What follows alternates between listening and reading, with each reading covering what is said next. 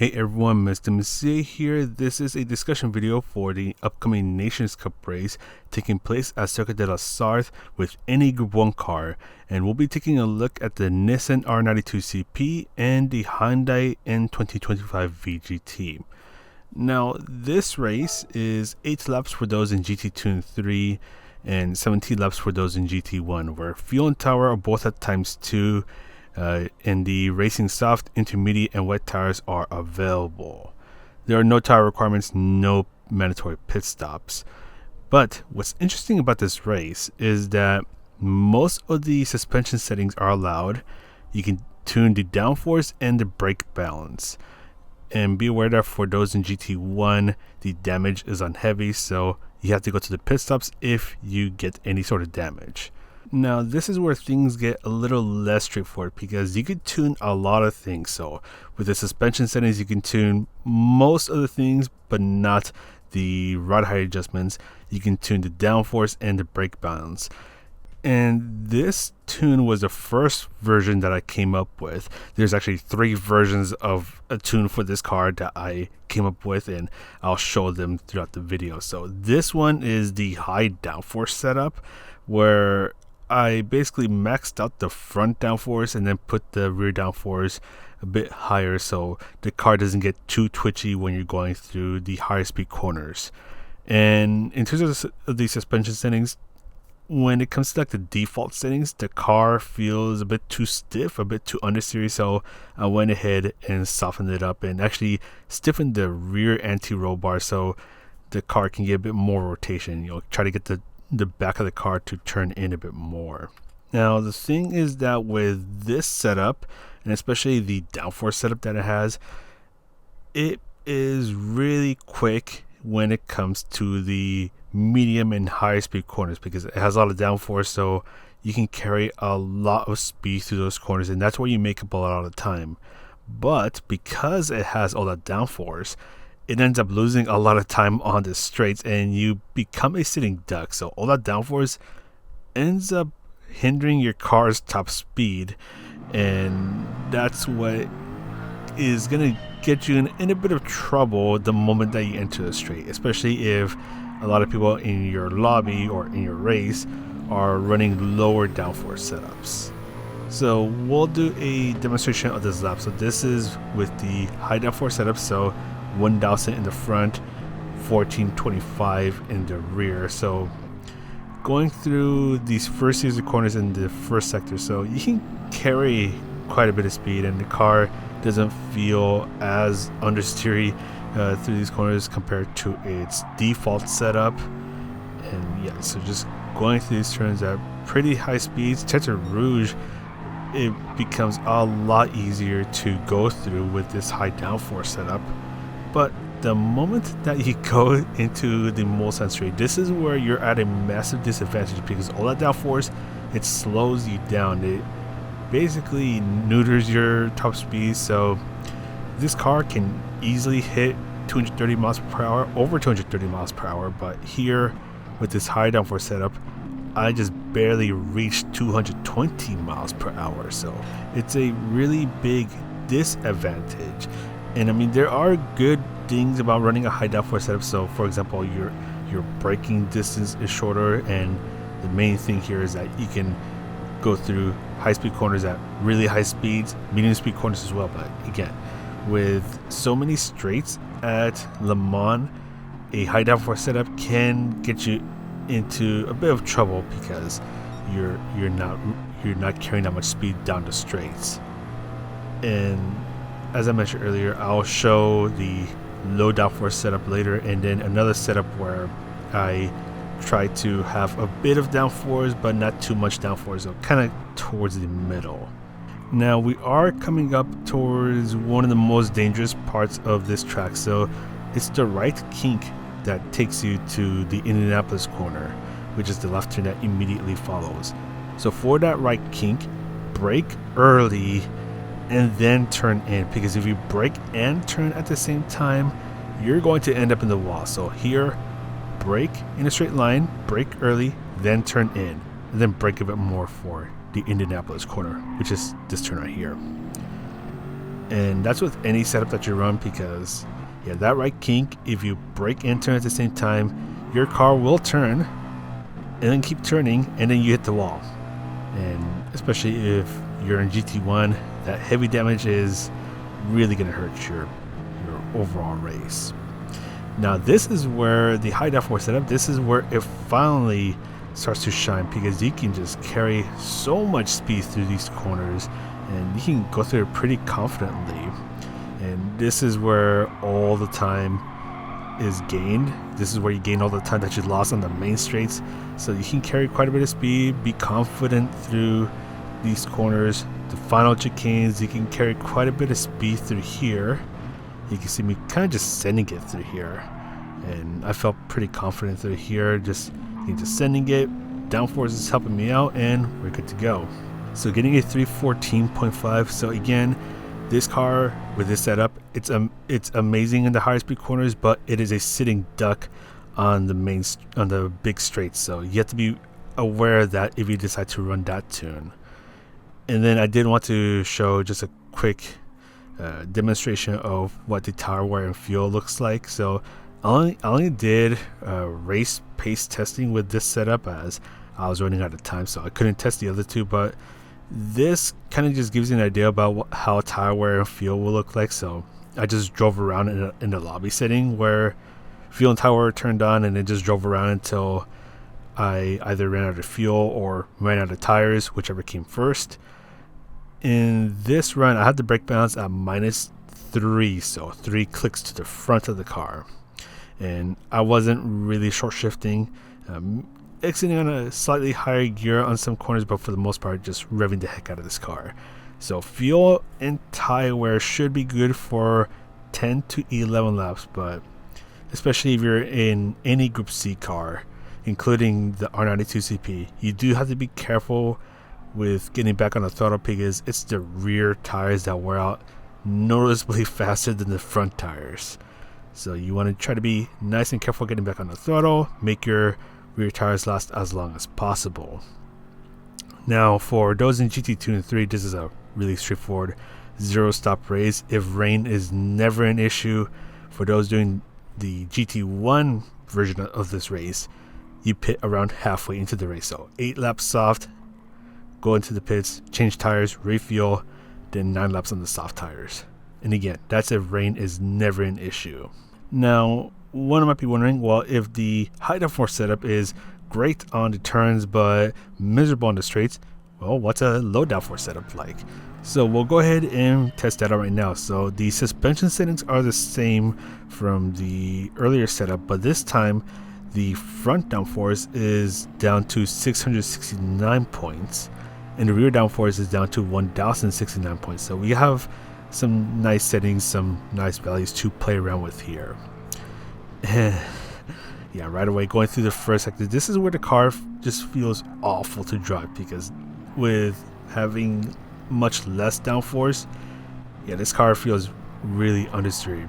Going through the medium and high speed corners, you have to slow down so much, so you're losing quite a bit of time through there. But once you get onto the straights, this is where you're gonna have a field day, because you're gonna be gaining so much speed that the low downforce setup or the higher downforce setup cars, they're gonna be a sitting duck. So my Ghost, who was using the high downforce setup, I think he was going 220 miles per hour. Yeah, you're going 239 miles per hour with this setup, so nearly 20 miles an hour faster with this setup compared to the other one. And you can see that I'm still gaining on the Ghost, and especially the moment I go onto 5th gear, that's where this setup just starts to have a field day. And there goes my Ghost. You know, he has a lot of downforce, so he's getting slowed down quite a bit. I'm going a heck of a lot faster than him, so that's a free position gained right there, even though we're not in a race, but you get the point, hopefully. One thing that you do have to be aware is that because of this low downforce setup, you do have to brake a lot earlier than those with high downforce setups. So yeah, just if you're running low downforce, please brake earlier so you don't end up overshooting a turn and end up in the wall. And you do have to be a little more careful getting back on the throttle, as you don't have as much downforce, so you have to exercise a little more caution. And again, the right kink that takes you to Indianapolis, please brake early, please brake in a straight line, because if you turn and brake at the same time, you're going to end up in the wall. Your car will turn right, but then it'll keep turning right, and then you end up in the wall. So yeah, brake early, brake in a straight line. I cannot emphasize this enough. And going into the final straight that takes you to the Porsche curves, this is the last opportunity for the low downforce to gain as much time as possible, because once the Porsche curves start, this is where those with high downforce setups will start to gain the massive advantage. So yeah, just losing a lot of speed to here. Can't carry that much speed because there's very little downforce, so I have to go a lot slower. And I think it's around here where, yep, there you go. There's the Ghost with the high downforce setup, just having a field day. And I mean, yeah, the car is a Ghost, but in the race they still have to try to get around you, so that is something that you do have to be aware of. So if you see a high downforce car catching up to you, just try to be a bit careful. So I was a little slower, getting a 314.8, but still that massive speed advantage on the Mulsanne straights and the other straights, it's no joke. So that's what the low downforce setup looks like. With this one, this is a slightly different setup, so I kind of just started to tinker around with things. And this one is trying to kind of be in the middle, so you have some downforce going through the medium and high speed corners, but you don't have way too much downforce to where you become a sitting duck. So this one tries to satisfy both worlds, and this one was actually the one where I was able to go just a little bit faster compared to the high downforce setup and the lower downforce setup. So I just want to put this one out here just to showcase it. So this Ghost, again, this one is running the high downforce setup, so I went ahead and loaded up that Ghost to try to get a bit of a comparison. And yeah, the car still feels pretty understeery going through these turns, because it doesn't have as much downforce as the high downforce setup car has, but it's still manageable. I mean, it's still understeery, but it's manageable. You still have to focus on trying to nail down these turns to minimize the amount of time loss. So kind of like the low downforce setup, where you have to really focus, nail down those turns, and then you start to gain a lot of time going down the straights. So with this one, I was able to go almost 230 miles per hour.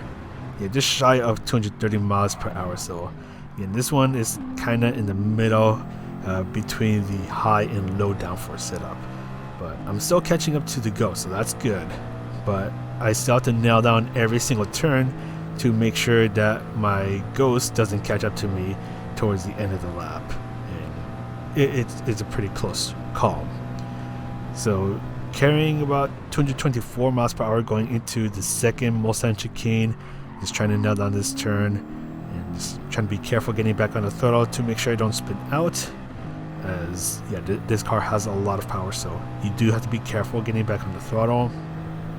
And again, just carrying more speed, so I'm still gaining an advantage over my Ghost. So that Ghost is going to be struggling to catch up to me, but I don't have that many straights left. I only have this straight and then one more straight left, and then the Porsche curves come along, and that's where the Ghost is going to have an advantage over me, as that car is carrying more downforce than I am.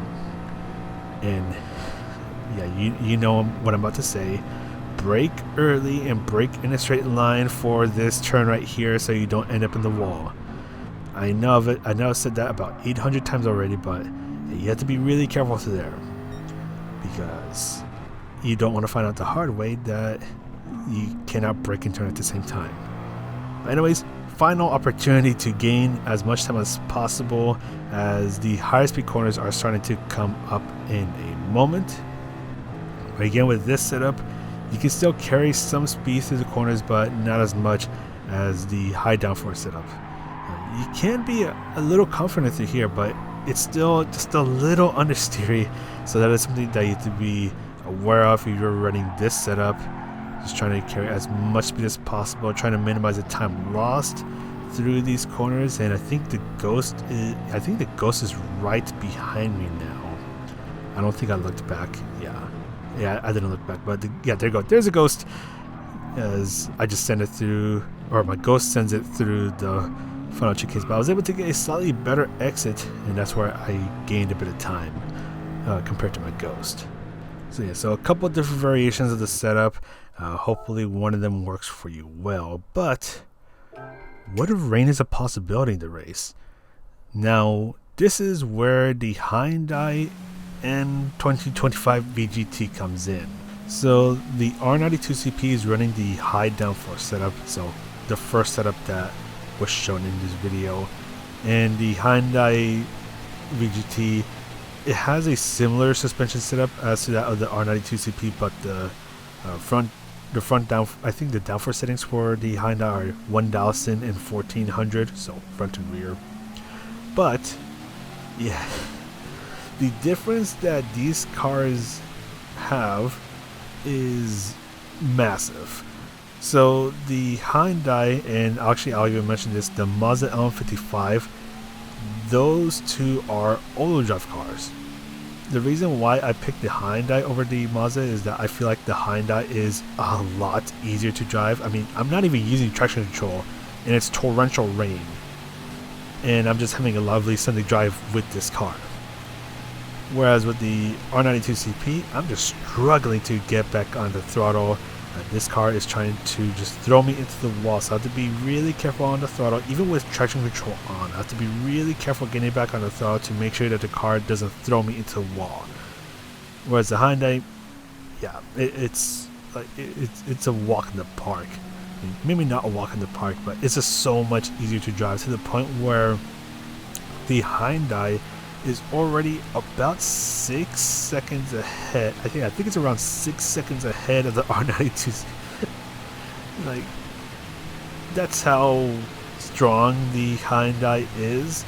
If rain is a possibility, because if rain is a possibility, then the R92CP, the Group C cars, they are at jeopardy, because they have to go so slow through these corners, and they just struggle to get back on the throttle to avoid spinning out, that they just lose so much time.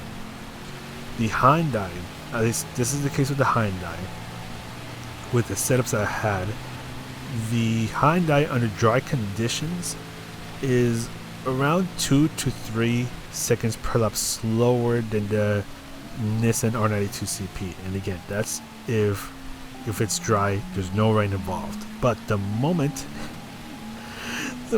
when it rains, the Hyundai gets such a massive advantage that it can lap up to 10 seconds a lap faster than the R92CP. It is a night and day difference.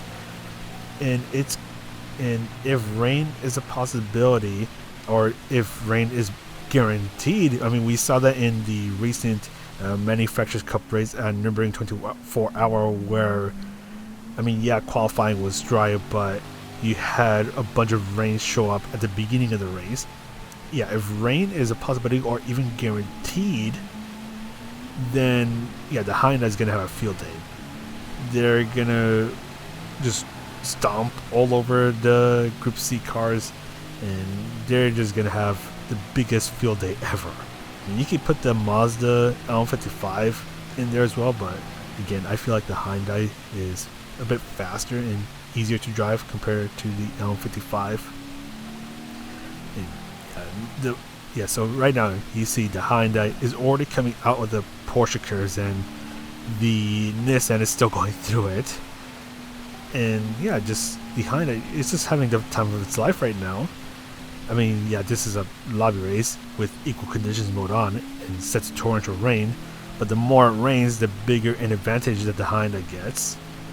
And there we go. So the Hyundai ends up, I think it's 359 that it gets, whereas the Nissan ends up getting, I think it's a 409. So a 10-second difference. That's how much of a game changer it can be if it rains in the race. So here are the setups that I use. Actually, this is the only setup I used for the Hyundai N 2025 VGT. So the rear downforce is actually at the minimum, so that's already a bit of a disadvantage with the Hyundai, where 1400 is the minimum rear downforce. So yeah, you're going to be a little slow down the straights. You can even reduce the front downforce if you want a little more speed, but I left it at 1000 so that it can still be decent through the higher speed corners. I mean, this car is a bit understeery, at least to me. It's a little understeery, but it's still really easy to drive, and if rain does show up in the race, then this is where this car is going to be at a massive advantage. But yeah, that's going to be it for this video, because honestly, I've had to remake this video about 3 times. Yeah, I didn't know how to go about it when I was making this video, so hopefully this video made any sort of sense. Hopefully this tune helped you out, or these tunes helped you out in any way, shape, or form. But yeah, that's going to be for me.